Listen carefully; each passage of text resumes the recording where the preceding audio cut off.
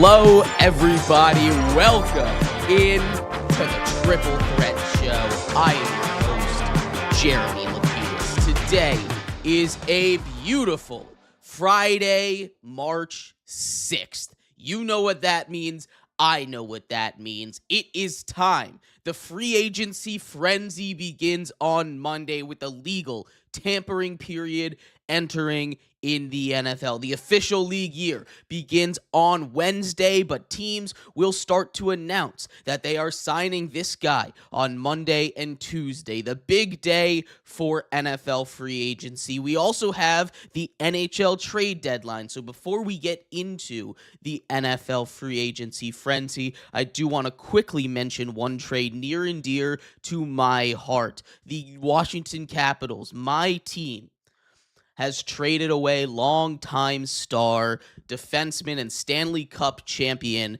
John Carlson to the Anaheim Ducks. Now, this alert came to me at 1:14 in the morning. I have still not processed this. It has been less than 10 hours. It has been just about 8 hours right on the dot right now. It is heart-wrenching to see a guy that has been on this team for years and years. My entire childhood, this has been a guy that's been a staple of this Washington Capitals squad, and to see him play for a different team is going to be tough. Now, all that being said, he gets a first-round pick in return and a third-round pick as well. So lots of return for a guy that is over the hill, but still has a lot of great hockey left in. Hopefully he balls out over in Anaheim. Wish John Carlson the best of luck in the rest of his career. And hopefully he comes back to retire with the Washington Capitals. But all of that notwithstanding, this is a big show today. We have a lot to get to with NFL free agency. It is going to be huge. I picked the 5 best players from each position. We will take a look who they are, where they might be going, where the top 10 free agents overall are, and where they might end up. We will go over everything you need to know, a crash course in NFL free agency as it officially begins Wednesday, but on the down low, and when you'll start to see alerts, will begin on Monday. So let's jump right into it, and let's start with that first big position. That's the quarterbacks, of course. The quarterbacks are the team or the players that are going to be the most impactful, and as you might expect, the quarterback class falls off quickly. It has a couple of names that you might like, but it falls off almost immediately, right? It starts off at the top with one Kyler Murray. Kyler Murray is the best quarterback here. Don't get that mistaken. He is the only quarterback in this class that is less than 30 years old with proven production. And that makes a huge difference. If you look at Kyler's numbers, he, over the course of his career, has 150-plus touchdowns to just 60 interceptions. If you want to only count the passing touchdowns, he has 120 passing touchdowns to 60 interceptions. That's a 2-to-1 ratio. That's pretty damn good. That is not necessarily a top 10 quarterback of all time, right? That's not a Aaron Rodgers in his prime. But when you look at who's available on this market right now, and you look at the skill set that Kyler Murray has with his legs, with his ability to extend plays, and the cannon that he has attached to his right shoulder, that is the best quarterback in this class, and it is not particularly close. You take a look at who's available. The first one, Kyler Murray. I feel very strongly that he's going to end up in Minnesota, as he is also the only quarterback that, this is very important too, I can guarantee will take the veteran minimum. He is guaranteed $36.8 million from the Cardinals. No matter what, he is getting $36.8 million this year. If he goes and signs a $40 million contract, which no team is going to give him, he gets that $36.8 from the Cardinals, and then the other team that signed him to a $40 million contract is paying him that $3.2 million, right?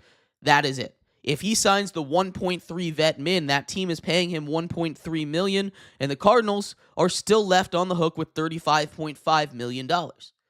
So He is taking that veteran minimum contract and he is going to the best quarterback situation that there is out there, the Minnesota Vikings. He's going to go and team up with Jay Jettis, a top 3, arguably the best wide receiver in the NFL.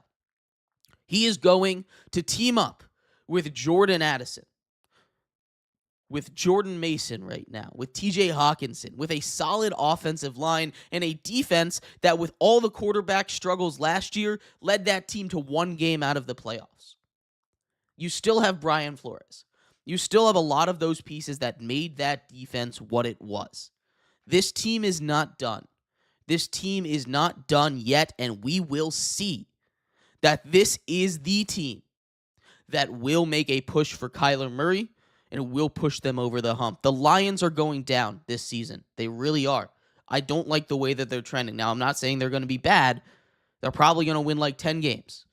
But they're not going to be that 15-win juggernaut they were 2 seasons ago. They're not going to be this elite squad that they were with Ben Johnson and the elite offense that they had. They're still going to be a good offense, just not going to be elite. The Vikings, I think, have a good chance of overtaking them. We talked about the offensive line issues. I don't think they addressed that this offseason. They traded away David Montgomery already. I like Jahmyr Gibbs. He's a guy that I think absolutely can and should be a featured back all on his own. But is he going to be enough? I'm not sure. The Packers with Jordan Love and Matt LaFleur, always going to be solid. They've got a lot of good weapons. I'd like to see them get a true alpha number 1 receiver, but that's what we've been talking about for a very long time with the Green Bay Packers, and I'm not holding my breath out on that one. And then you look at the final one, the Bears, who are on the rise for sure, but they have concerns of their own. That defense was really opportunistic last year. If they don't force those turnovers, as we saw in the playoff game against the Rams, they get in trouble, right? They can fall down if they don't have those magical runs. You don't want to live 14 points behind an opponent in the second half. Now, the Bears were able to do it because they have the talent, and I don't think that talent's going away anytime soon. But it is a place where if you don't get every ball to bounce your way like they did at the end of the season last year, you are not going to go into the run that they went on in the playoffs. You're not even going to make the playoffs. The Bears need to clean it up a little bit in year 2 under Ben Johnson. So I think the Vikings have a real shot of winning that division next year if they go out and get Kyler Murray. I feel that very strongly here on Friday, March 6th. That is where we are sitting at. That is what we can see. Outside of Kyler Murray, Malik Willis, still that number 2 quarterback for me. Again, I'm looking at guys. I'm assuming that every single player in this class, as is how I'm ranking them, is getting a 3-year contract. How much would I like to have these guys on a 3-year contract? That is how I am ranking these guys. So if you think that maybe a 1-year deal would be better for some of these guys, maybe that's why they're a little bit lower on my list, like an Aaron Rodgers, for instance, which I think he's going to retire. But Malik Willis here at number 2 when it comes to that quarterback ranking. Kyler Murray, Malik Willis at 2. He is still a guy that I really believe in. You've seen how he's filled in with the Packers the last 2 seasons. Without him, they simply don't make the playoffs either of the last 2 years. Jordan Love dealt with injuries a lot in 2024, and he came in and he filled in very, very nicely. He won them a lot of games. He came in and he looked really good last year, even in the losses that they had. That Packers team has some holes. Malik Willis patched a lot of them offensively, and he's going to get paid somewhere. That somewhere, I'm leaning towards Arizona with the Cardinals. There are a lot of places he could go. I think there's 6 quarterback needy teams. Kyler obviously can't go to the Cardinals. I think they're a team that likes to have a little bit of a mobile quarterback. The only one that's getting drafted for sure is Fernando Mendoza, and I think he's the only one that gets that day 1 starter stamp on him, even if another quarterback goes in the first round. I think other teams bring in veterans, bring in guys to compete, and see if that guy really is ready to be at least a day 1 starter, kind of like the Giants did with Jackson Dart last season. Maybe he's going to come in eventually, but not a day 1 starter. Russell Wilson still exists. Number 3, Aaron Rodgers. I think he retires, but if he does come back, he is going to be the 3rd best quarterback in this class. He is still solid. He put up solid numbers both with the Jets last season, which I think flew under the radar, and he put up solid numbers with the Steelers this year, leading them to the playoffs. Now, I expect him to re-sign with the Steelers if he does end up coming back. The other team that would be out there, The Minnesota Vikings will continue to be connected to every single quarterback that's going to be a little bit cheaper. They don't necessarily have the cap space to go out and spend and put $30 million towards a Malik Willis. They don't necessarily have the money to go out and, just open up a bag for a guy that I don't think they really believe in. Kyler Murray should be their guy, will be their guy, but Aaron Rodgers, I think, retires. If not, returns to the Steelers number 3. Kirk Cousins is the next free agent. I think he's going to be highly sought after. We saw him look solid after he was finally fully recovered from that Achilles injury. He's going to get a bag somewhere. My fear is that it comes from the New York Jets. Look, this is not the place that you want Kirk Cousins to be. But also, who are the Jets going to get? Let's be so honest here. Who are the Jets going to get right now? If it isn't Kirk Cousins, there are not a lot of other options out there that are going to willingly go to the Jets. He's going to the highest bidder. That's how he's always worked. That's how he will continue to work. Professional bag getter Kirk Cousins will get another bag this offseason. And the fifth best quarterback, it's a crapshoot. You could go Russell Wilson. You could go Joe Flacco. I'm going Tyler Huntley. I still kind of like Tyler Huntley. He'll re-sign with Baltimore. He'll be a backup there. It's just not worth the rest of the quarterbacks on this list. I mean, let's see some of these other quarterbacks that are here, right? Mitchell Trubisky, Gardner Minshew, Jimmy Garoppolo. Like, these guys aren't getting serious looks as starters. Marcus Mariota is not getting a serious look. There are none of these guys that are on this list that I look at and I say, you know what? Let's give this guy a starting job. Let's give him the keys to the car, the keys to the franchise. So top 5 quarterbacks that are out there. Tyler Huntley at 5. Kirk Cousins 4. Aaron Rodgers 3. Malik Willis 2. And Kyler Murray number 1. The running backs are also fascinating. I think there is a little bit of a cliff that it falls off of after the top 2 guys. Of course, a couple guys that would have been on the market have already been taken care of, right? Breece Hall, franchise tagged by the Jets, keeping him imprisoned over there. The Javonte Williams and the Cowboys have agreed to a 3-year, $24 million deal. They will not be parting ways from each other here. The rest of the running backs are still out there. The best running back, of course, Super Bowl MVP, Kenneth Walker III. Kenny Walker is going to get a bag. He's going to get overpaid because of what he did in the playoffs, and rightfully so.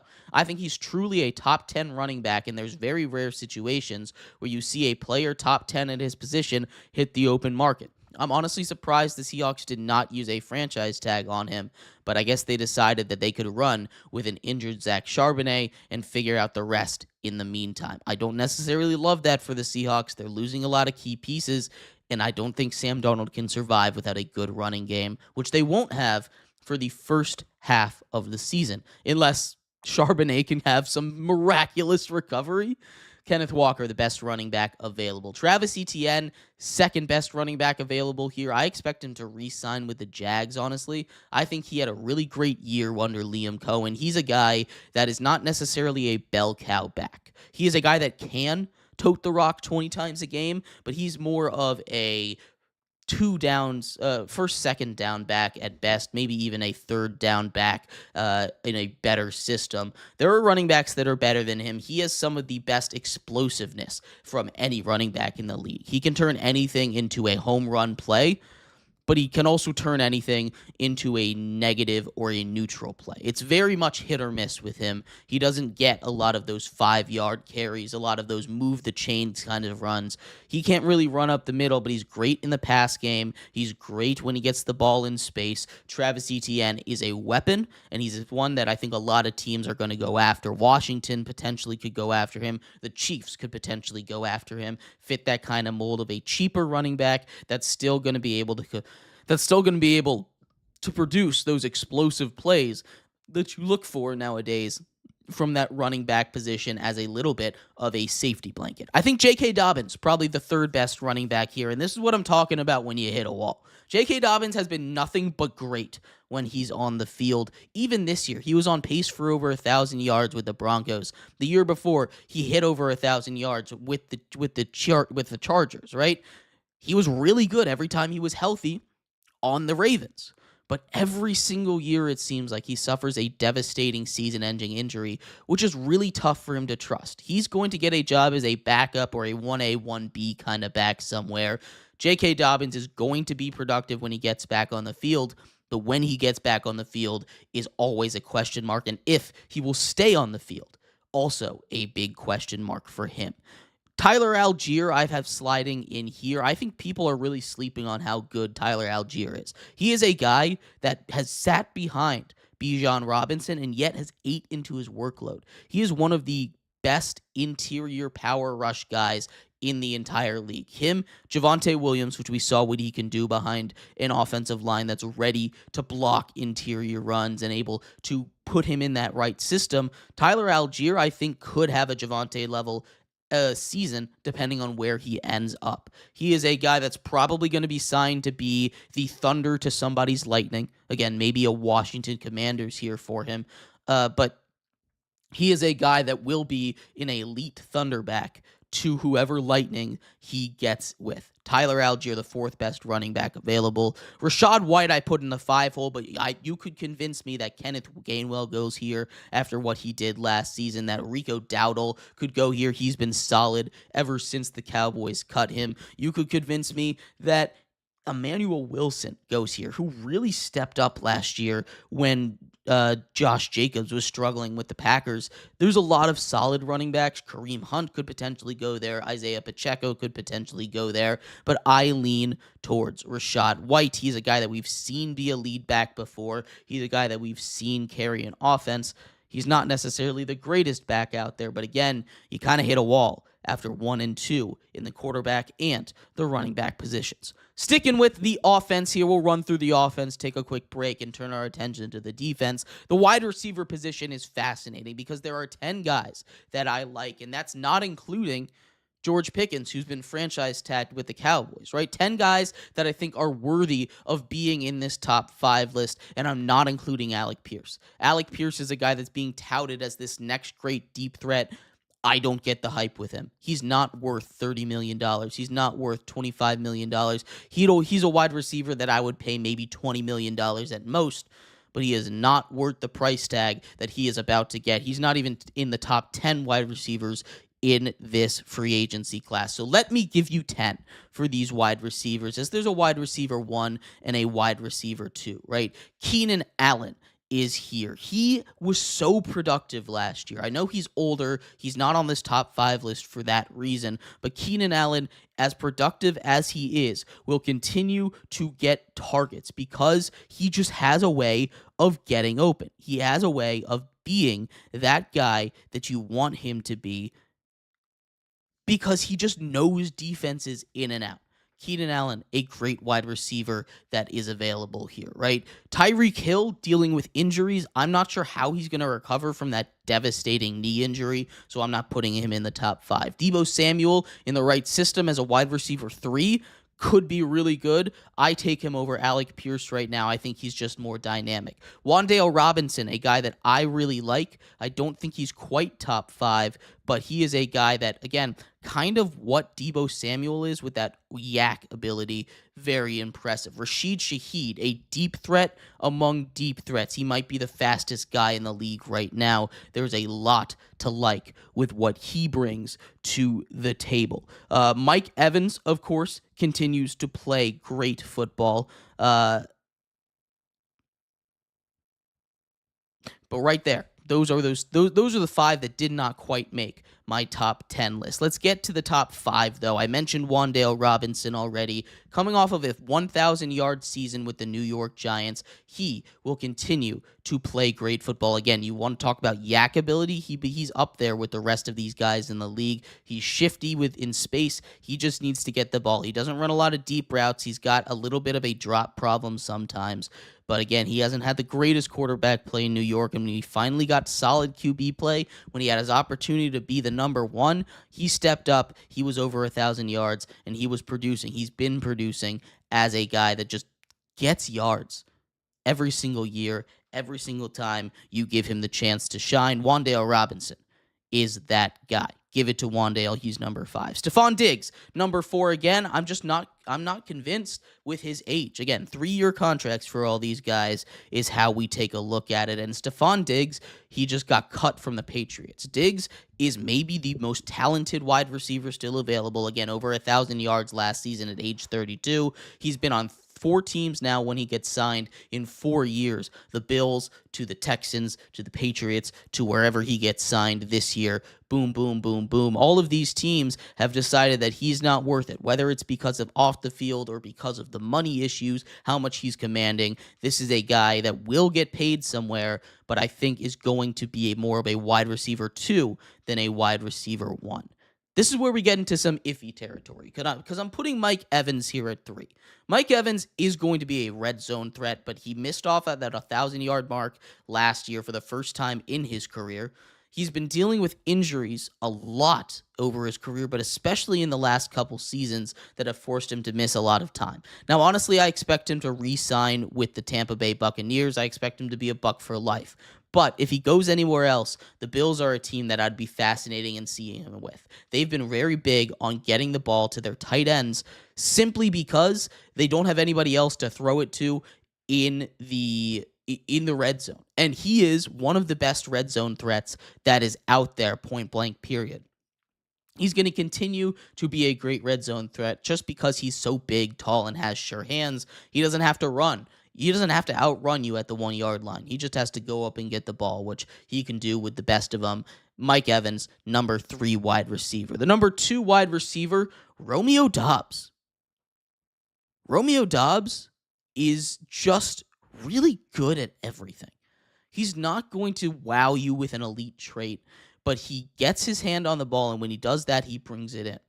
If you watched him after his rookie season, which he struggled his rookie season a little bit, but he's been that number 1 wide receiver for the Packers for a long time, that underneath guy, the guy that they turn to on the fade balls in the red zone. He has been the guy that does everything, even though he's a little bit undersized. Romeo Doubs is going to get a bag this offseason, and he absolutely deserves it. But my number 1 wide receiver, and feel free to call me crazy for this because I went back and forth on this forever, Jauan Jennings.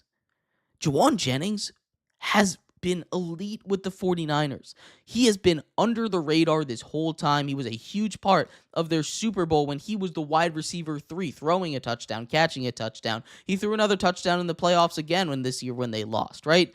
This guy has been great. He's a sure-handed wide receiver, a big wide receiver, someone that will stick up for your teammates. Now, he has a little bit of a history of maybe sticking up for his teammates a little bit too much, getting into some trouble, causing some issues with the other team. But that's the kind of guy that you want on your team. That's the guy that you want in your locker room. A sure-handed guy that can do everything on the field. Big, strong, fast. Jauan Jennings, my top wide receiver in free agency. Let's take a look at the tight end position because that's a lot deeper than I think a lot of people think here, right? This is a tight end position that goes very, very deep. Again, you have, of course, your big names at the top. Your Isaiah Likely's, your David Njoku's. It would have been Kyle Pitts at the top with them, too. He gets franchise tag. Travis Kelce is a free agent. I expect him either to retire or return to the Chiefs, so he is not on this list.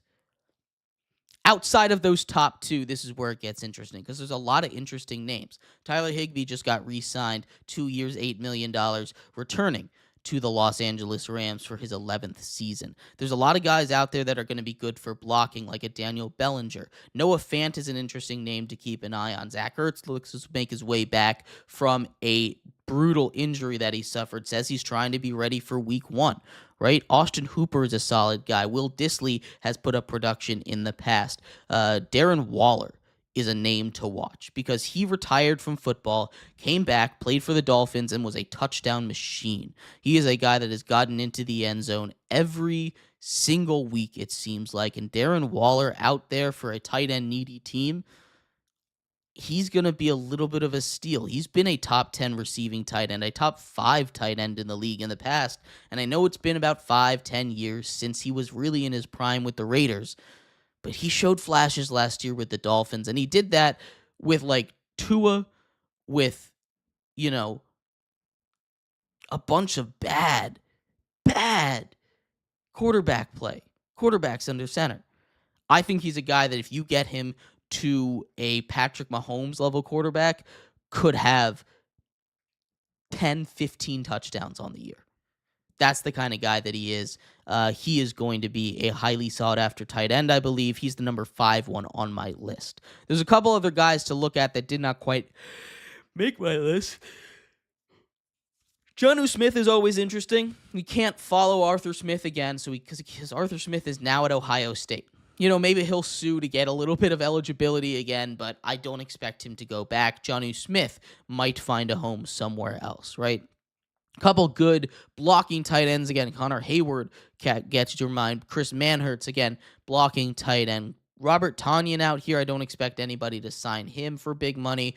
There's a lot of good blocking tight ends. They're going to fill in the margin. But as far as the one that we're really looking at, Cade Otton is one that probably is the best do-it-all tight end. He can block, he can receive, he can do everything you want a tight end to do, which is not something you can really say about a guy like Darren Waller. He's a pure receiver. About a guy like Isaiah Likely. He's a pure receiver. About a guy like David Njoku. Not quite a pure receiver. He can still block a little bit, but his blocking leaves a little bit to be desired. Cade Otton, one of the best blocking tight ends in the league, paired with his receiving ability, that is one of the best all-around tight ends, one of your best standard, I'll say, tight end in the league, a guy that's going to be able to do both at this level. Cade Otton, number 4. But number 3, Tennessee's former tight end, Chig Okonkwo. Chiggy Okonkwo has been productive, again, with bad quarterback play. And that is the tough part with this. He is a blocking tight end that also has really good wiggle in the receiving game, right? He's not going to be up there with your Likeleys and your Njokus as like the greatest wide receiving tight ends in the world. But he's a guy that's going to be able to get it done. And as a third place prize in this free agency class, I think you could do a whole lot worse than one Chig Okonkwo. That is one guy to take a look at if you are a tight end needy team. We'll finish off our offense, take a quick break with the offensive line as Tyler Linderbaum headlines this list. A couple centers at the top. Tyler Linderbaum, probably one of the top 5 centers in all of football right now. He is going to command probably market resetting money. Tyler Biadasz I had at number 2. He signed with the Chargers this morning. Shout out to Tyler Biadasz. He didn't even make it to free agency. That is not a great look for the Washington Commanders, who cut a top 10 center and now are starting Nick Allegretti, most likely. A lot of guys out there for the Commanders to get. They probably need to get one right now. Mekhi Becton just got cut by the Chargers to save some money. He is big. And we saw him be really good with the Eagles last year. Not with the Chargers this year, but with the Eagles as a guard, he could be really solid. Let him in. I think he deserves another chance. Rashad Walker, one of the top tackles, probably the top tackle available right now on this market. And I finished off this list with a guard, Austin Corbett. He's just been solid. You can go to one of the Browns tackles in Jedrick Wills or Cam Robinson or Jack Conklin. Jonah Williams has been solid. If you like Jawan Taylor, he's available. Not a guy that I love. Jermaine Illuminor is an interesting name. He's been solid for the Giants, but again, that's a not great Giants offensive line. He is going to be just an average level tackle for you. There's a lot of names out there at tackle. At guard, Elijah Vera Tucker from the Jets is an interesting one. Not the worst. Chris Paul coming from the Commanders now, formerly of the Seahawks. Joel Bitonio, Wyatt Teller, also of the Browns. Same with Kevin Zeitler, all in the guard area. Lots of guys that you might like. Lots of guys that you also might be willing to pass over. The Lions cut Graham Glasgow. That's an interesting one. I think he's still got a couple years left in him of being solid. And there's a couple other guys you can take a look at. From the center position, the guy that I didn't mention, Connor McGovern. Connor McGovern is the starting center for the Bills. He's been the starting center for the Bills forever. I'd be shocked if they let him go. Lloyd Cushenberry is an interesting name. Outside of that, not too many top guys remaining at the center position, as one is already off the board, and the other one in Linderbaum I expect to be off the board pretty quickly. Those are your top offensive free agents. We are going to go through the defense as well in a second as we continue our free agency frenzy here on the Triple Threat Show. We'll also go over our top 10 free agents that are available in the entire NFL, regardless of position. Make sure you stick around for that. We'll be right back here on the Triple Threat Show.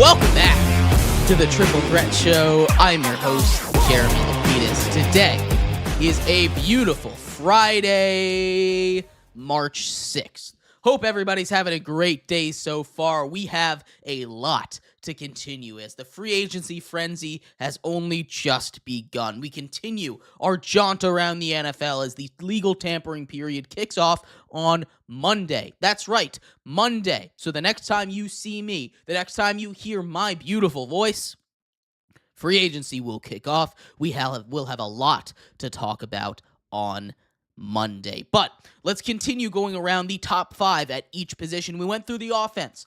Go ahead, check it out. Go back a little bit. We went through every single position on the offense. We're going to do the same thing for the major positions on defense. So let's start off with the edge rushers. The edge rushers here are probably the stars of the defense. Now, they're the biggest names. I think the linebackers might have the best overall positional depth when it comes to the free agency class in 2026. But let's start off with those edge rushers because there are a lot of solid ones, right?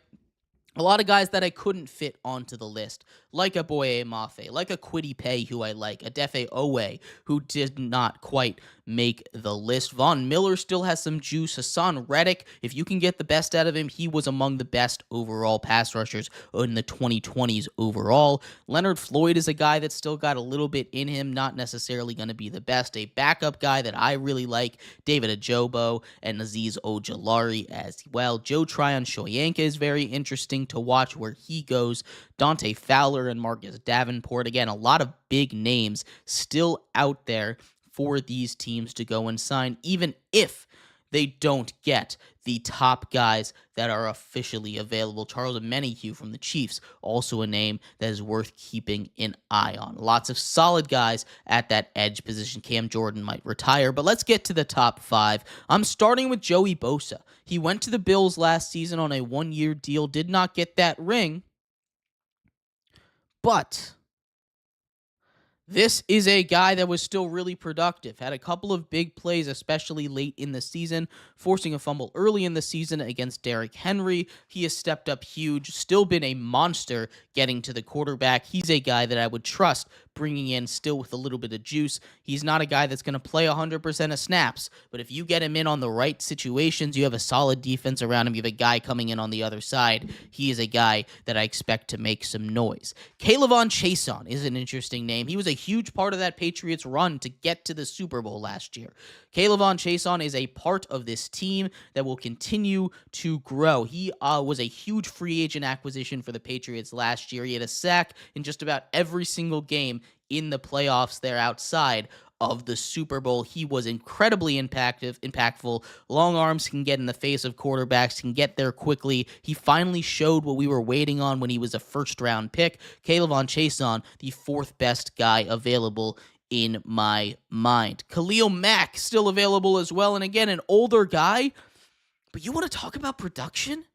He was a huge part of why that Chargers defense was so good. He's going to get to the quarterback still. He's not a depoy level guy anymore. But Khalil Mack, super effective in the run game, super effective in the pass game, super effective at getting to the quarterback, causing problems, speeding up the quarterback's internal clock. Khalil Mack, still a beast on the edge position. Now, this is where it really comes down to, because there's 2 guys that I think are head and shoulders above the rest of them. That is Trey Hendrickson, who I have at number 2. He was dealing with injuries last season, and that is something to keep an eye on. I did not like the way that he handled the situation with the Bengals, especially the way that the Bengals handled the situation with him, leading the league in sacks the year before in 2024, 17.5.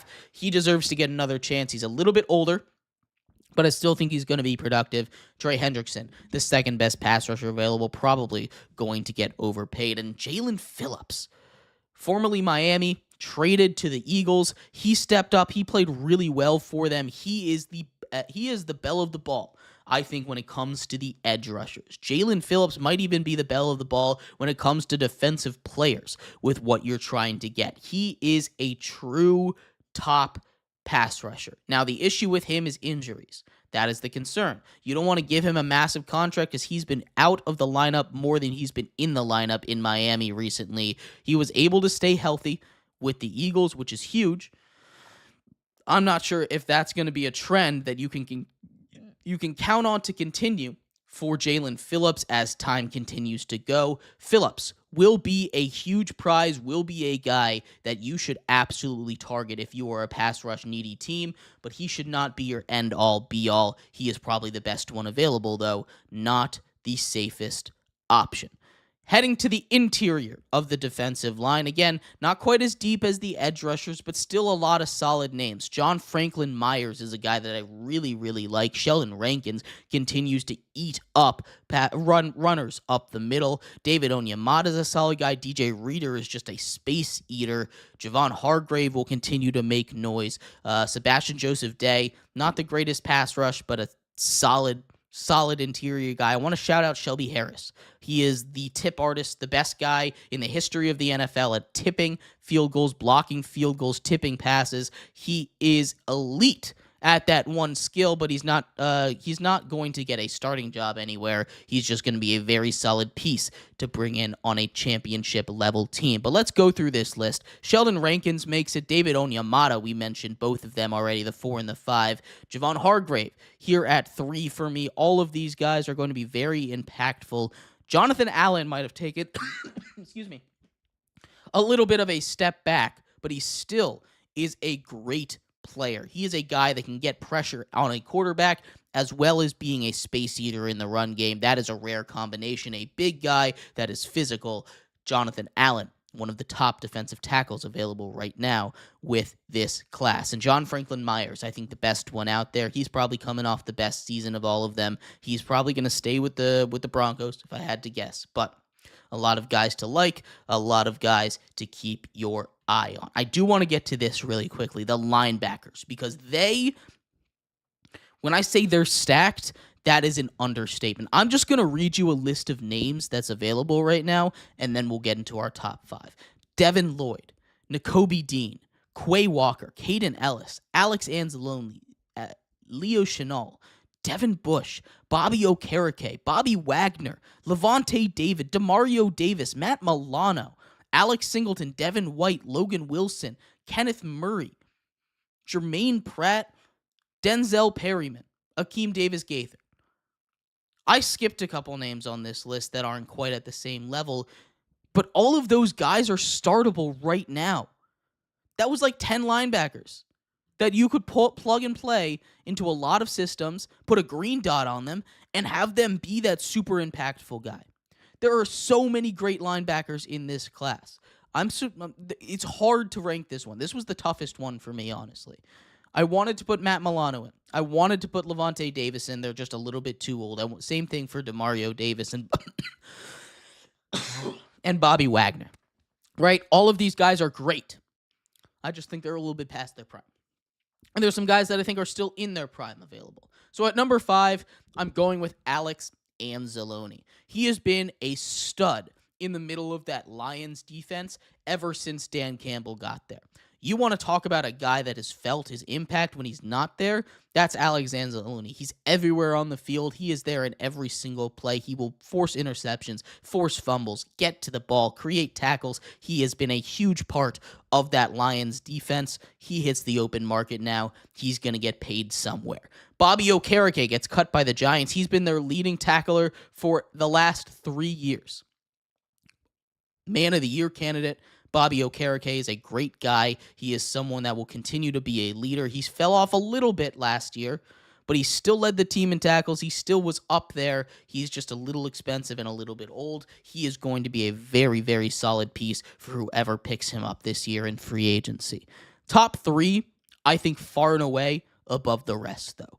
Quay Walker, you want to talk about fast and being everywhere, that's Quay Walker. He has some discipline issues. That's the big stick against him, but he's a great coverage linebacker. He's great against the run game, and he is someone that I absolutely love this free agency cycle. Caden Ellis is my dark horse to be maybe the best signing of this entire free agency. He's not going to command a lot of money, but he might be the best linebacker that's out there. You want to talk about a guy again, and I keep saying this for these guys because all of them are great. He is Everywhere on the football field, if you watch a Falcons game, he's in on the pass rush. Whenever you need a 4th-and-1 stop, look who it is. It's Kaden Elliss, the first one on the ball. Whenever you need to stuff them at the goal line, look who's there. First one to the ball, Kaden Elliss. Kaden Elliss was everywhere for this Falcons team. He is going to be an elite signing for whoever picks him up, and that's going to be a scary defense, especially if he goes to be the green dot on an elite one. Devin Lloyd, though, the number one. He was an early depoy runner last year for me before, of course, Myles Garrett ran away with that award. He has great hands, has great instincts, great tackling ability.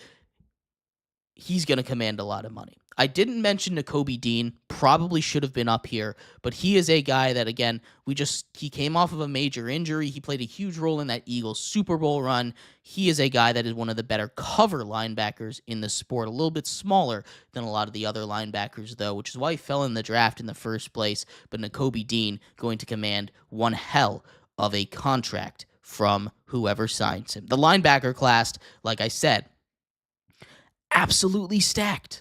It's insane.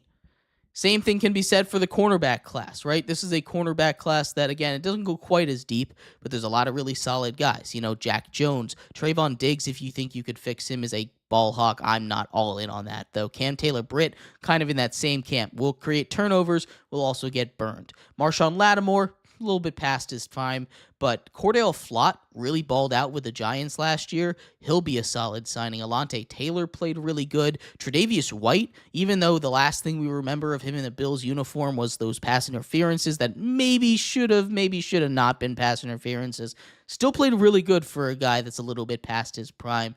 And you can take a look at a guy like a D. Alford or Rasul Douglas, who can step in and be a solid backup cornerback for you. But let's look at the guys that I think will step up and play lockdown corner abilities. Number 5, Asante Samuel. He was with the Chargers. He played really great football. Asante Samuel Jr.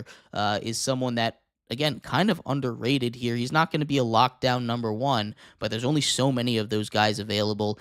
I think there's probably only one lockdown number 1 cornerback that's available in this free agency class, but still pretty close. Asante Samuel playing really good football as we sit heading into the 2026 free agency. Tariq Woolen is an interesting one because he didn't have his greatest postseason. He was really good all season. He is a big guy. Lots of wide receiver skill set. He played wide receiver a lot. He was a wide receiver coming into college. Tariq Woolen is the guy that I look at as being that boom or bust guy. He's kind of like a Trayvon Diggs if Trayvon Diggs could cover, right? He's not going to get burned all the time. He'll get burned from time to time. Everybody gets burns from time to time. But he is going to be a ball hawk, a playmaker, and a turnover creator. If you want a guy like that, Tariq Woolen is well worth the risk. He's here at number 4 for me. You want to talk about a turnover creator, though? That's Nahshon Wright. The Bears have a knack of finding guys that just have a nose for the football. That's a good thing.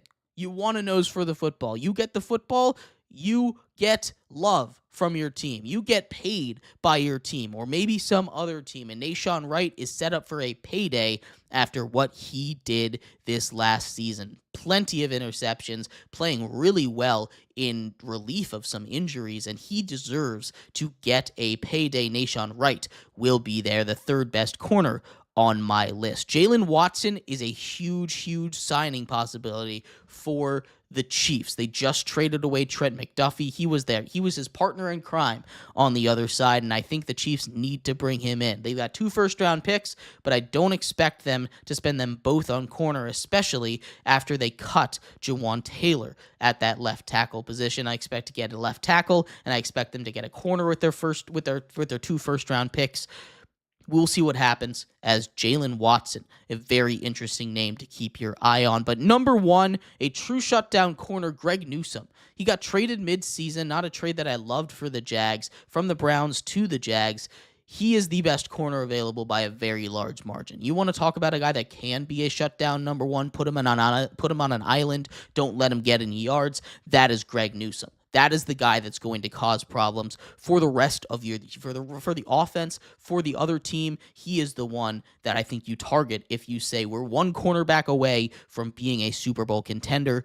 Give me Greg Newsome II. that is the guy you want. Let's finish this list off with safety. We'll run through them real quick because I don't necessarily think the safety class is incredibly strong. Kevin Byard, my number 5. Harrison Smith will retire, so he's not available here. Cam Curl was my number 4. He just got re-signed to the Rams on a 3-year deal. Alohi Gilman played really great for the Ravens last season. He's going to be up there. I still like Jabril Peppers. You could replace him with a guy like Tony Jefferson or Geno Stone, some of those veterans that's just going to know where to be on the field. But number 1, Darnell Savage. He continues to play great. Kevin Byard will be the guy that you want to keep on for those turnovers. Again, not the greatest safety class, but a lot of guys out there. You've got Damar Hamlin as well. If you want to take a swing on him, Marcus Epps is solid. Chuck Clark, again, another one of those veterans. Jordan Poyer and Tony Adams, Jason Pinnock, all fall into that kind of class. You look at the kickers, I'll highlight a couple of them. I didn't make a top 5 list for you because it's always touch and go. Daniel Carlson is a free agent, has been the kicker for the Raiders for a long time. That is the one name to keep an eye on. Joey Sly's got a big leg. For the punters, Thomas Morstead, still a free agent. Mitch Wisnowski, a free agent. Matt Hack, lots of names you might recognize. A little bit older, Tommy Townsend, Bradley Pinion, Johnny Hecker again. There's a lot of guys out there. Well, punters, kickers, not too hard to keep an eye on. But again, I'm going to give you my list of the top 10 free agents that are available. We went through the top 5 at each position, but now I'm going to give you the top 10 here when we come back. That's coming up next here on the Triple Threat Show.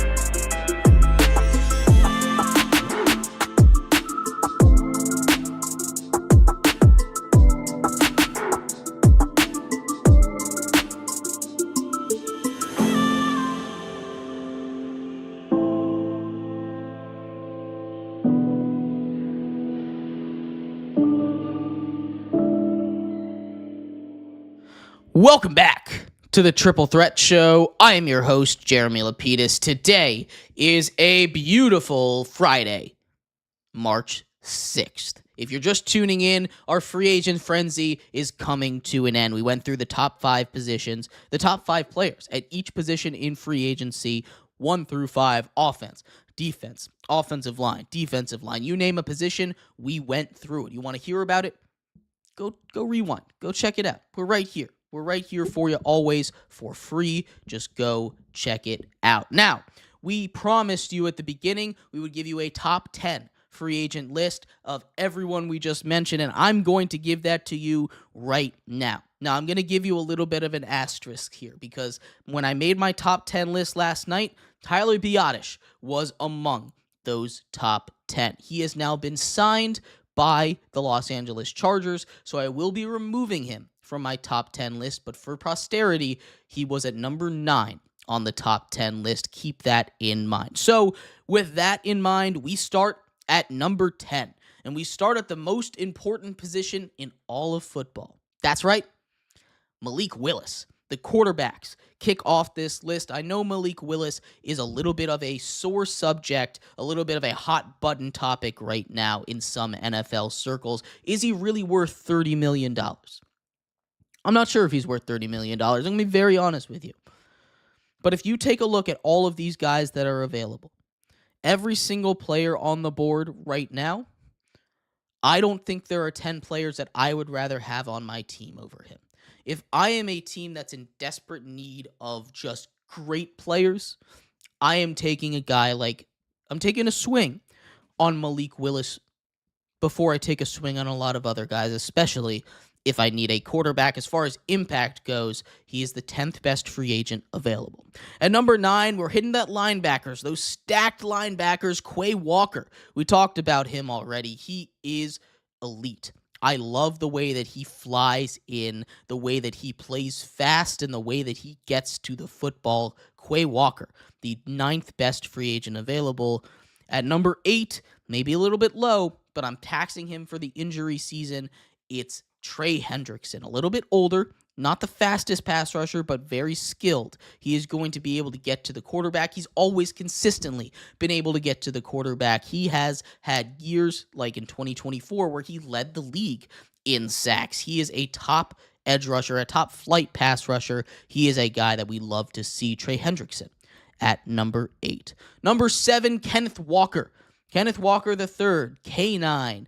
The Super Bowl MVP, the best running back available, a top 10 running back in the league. You don't often see top 10 guys get their shot at the open market, but the running back position is one of those where you will. We saw Saquon hit the open market a little while ago, right? This is going to continue to happen as teams decide we don't really need to pay our running backs. We don't really need to pay him. We can move on. We have another guy in waiting. Kenneth Walker, the 7th best free agent available. At number 6, Kaden Elliss. I have told you before, I will tell you again, I love Kaden Elliss. He's going to be cheaper than a lot of guys, and he's going to be more impactful than most guys on this free agency pool. Give him the bag. Sign him. He is going to be elite for your team. Bring in Kaden Elliss. At number 5, Greg Newsome, the one lockdown corner that's on the board. I love him. He's going to be great. I think the Jags should bring him back. They need to bring him back. You can't have Travis Hunter as your number 1 cornerback. That is just not a recipe for success right now.